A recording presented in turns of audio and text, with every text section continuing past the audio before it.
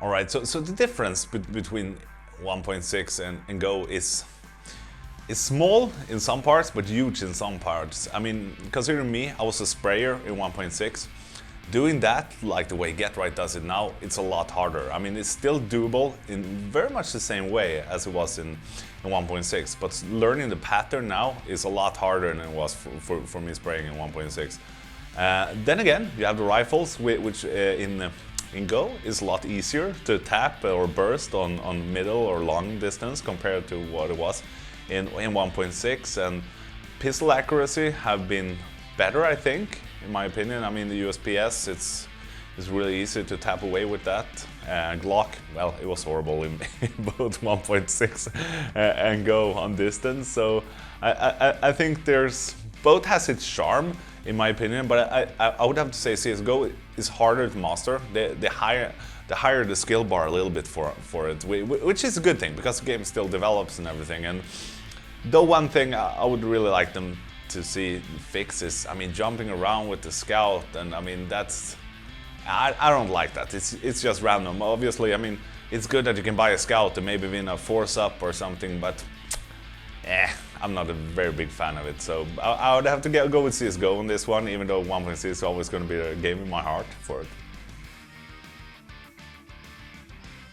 I mean, looking at maps from 1.6, they're pretty much the same in CSGO, but there's a lot of more clutter on them, more graphical and everything. You know, 1.6 was this straight lines. It looks like, you know, a scaled down Quake, if somebody of you played that. It looked very simple, which was a part of the charm. But now as things develop and everything, I think it's right in this time period to have CSGO as it is right now. There's some difference on maps. I'm not a super big fan of the new train they did. I like the old version in CSGO better than the version that's played right now. New Nuke, in my opinion, it's good. It's really good. I would like to see a lot more wall-banging spots for it, though. I think that was one of the charms on 1.6, that you could shoot through so many walls. Some of the new maps, we have Cache, my favorite map.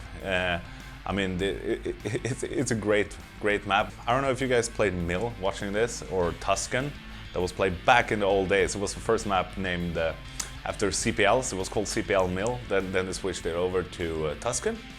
And I mean, there was a lot of big tournament matches on this. I remember playing Forrest on it, and he only managed to get one frag versus us.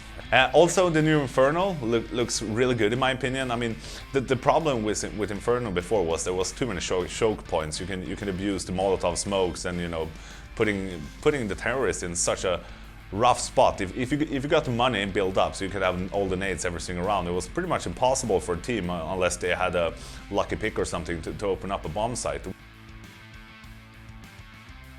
I mean, one thing we see a lot more nowadays than we did in 1.6 is the force buys. I mean, considering how much stronger they made the pistols, and I mean, even the SMGs you can actually afford, or scout and everything, brings a whole new dimension to the game. I mean, it's not only this, you know, win the pistol round and collect 2 more anymore, because it's really hard. I mean, looking at teams like G2 or, I mean, Fnatic back in the days before they did a player swap, they always managed, or at least a high percentage of the time, managed to win the 4-subs, which, I mean, it gives a new attention and kind of broadens, makes the tactic pool deeper for the coaches and game leaders as well, you know, trying to figure out what's the best way to counter a 4-sub, because frankly, sometimes it's even harder to play versus a 4-sub than it is to play a normal gun round versus another team. One new addition for CSGO is obviously the Molotov cocktail, which is, in my opinion, an amazing grenade. I mean, there were some balancing issues within the beginning. It was slowing and did so much damage. I mean, just throwing a Molotov down, everybody went poof, ripped. I think, frankly, in CSGO nowadays, people rely more on tactics and having an organized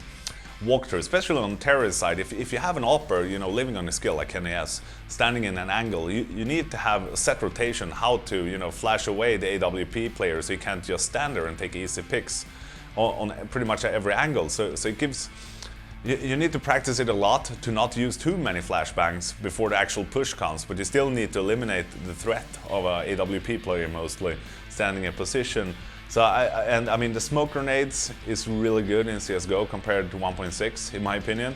So it kind of brought a whole new level of tactical tactical play. And I mean, but for the CTs as well, you see, I mean, smokes being more and more commonly used for CTs, you know, to sneak into them and, you know, doing some creative stuff with it, which I think is great. So I would have to say CSGO is a lot more tactical than 1.6 was because of the grenades. Alright, so if I could take a dream lineup from all players ever, obviously I would have me in the team, considering how good I was. I would have to have Potty as well. He was my mentor and the best player ever. I would go with Get Right, obviously, because he's Get Right and I love playing with the guy. He's really funny. I think actually I would say Freiberg as well, because I mean I love playing with the guy and he's a lot of fun. And then Forrest as well, because Forrest is the gaming genius. I mean, he's gonna win us the game.